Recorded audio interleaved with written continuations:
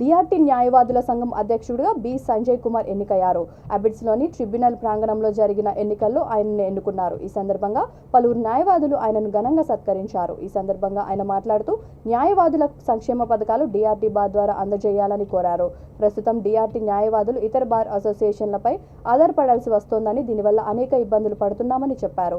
సంఘం ఉపాధ్యక్షుడు టి విజయ్ కుమార్, ప్రధాన కార్యదర్శిగా టి శ్రీధర్, సంయుక్త కార్యదర్శిగా టి శ్రీధర్ రెడ్డి, క్రీడా కార్యదర్శిగా వి రవీందర్, కోశాధికారిగా జి దినేష్ కుమార్, లైబ్రరీయన్గా టి రణధీర్ సింగ్, కార్యవర్గ సభ్యులుగా ముఖేష్ తివారీ, వి సత్యనారాయణ, జె నరేంద్ర కుమార్, బి రమణ కుమారి ఎన్నికయ్యారు.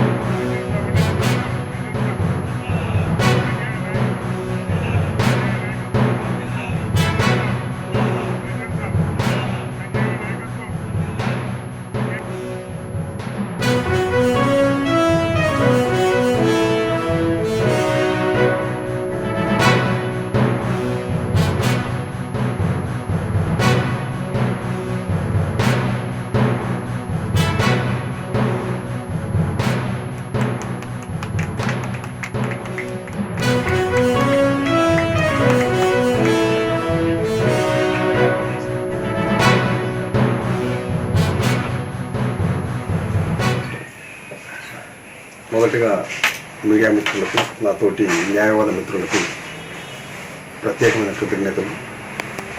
ఇది ఏకగ్రీవంగా ఎన్నుకోవడం అనేది డిఆర్టీలో ఫస్ట్ మా గురువు గారైన శ్రీ బిఎస్ ప్రసాద్ గారు, ఏజీ అడ్వకేట్ జనరల్ ప్రెసిడెంట్, ఆయన ఎన్నుకోవడం జరిగింది, వ్యవస్థాపక అధ్యక్షులు. ఆ తర్వాత ఇప్పుడు రెండోసారి నన్ను ఎన్నుకోవడం జరిగింది. పూర్తి నమ్మకంతో నా మీద బాధ్యతను పెట్టారు. ప్రతి దాన్ని కూడా నేను నిర్వహిస్తాను. ఈ సమస్యల గురించి అన్నింటి గురించి కూడా అడ్వకేట్ జనరల్ బిఎస్ ప్రసాద్ గారికి, శ్రీ బిఎస్ ప్రసాద్ గారికి తెలుసు. ఆ వ్యవస్థాపక అధ్యక్షులుగా ఇక్కడ ఉన్నటువంటి ప్రాబ్లమ్స్ ఏంటియో నేను ప్రత్యేకంగా ఆయనతో చెప్పాల్సిన అవసరం లేదు. ఈ డిస్కషన్స్ అన్నీ కూడా మేము ఏజీ గారితో మాట్లాడాము. ఆయన అన్నీ కూడా సాల్వ్ చేస్తా ఉన్నారు.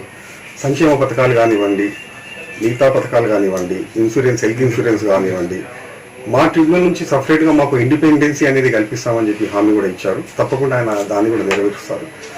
మా మీద నమ్మకంతో మమ్మల్ని, మా ప్యానెల్ని గెలిపించిన, ఏకగ్రీవంగా ఎన్నుకున్నందుకు ప్రత్యేకమైన ధన్యవాదాలు తెలియజేస్తాను.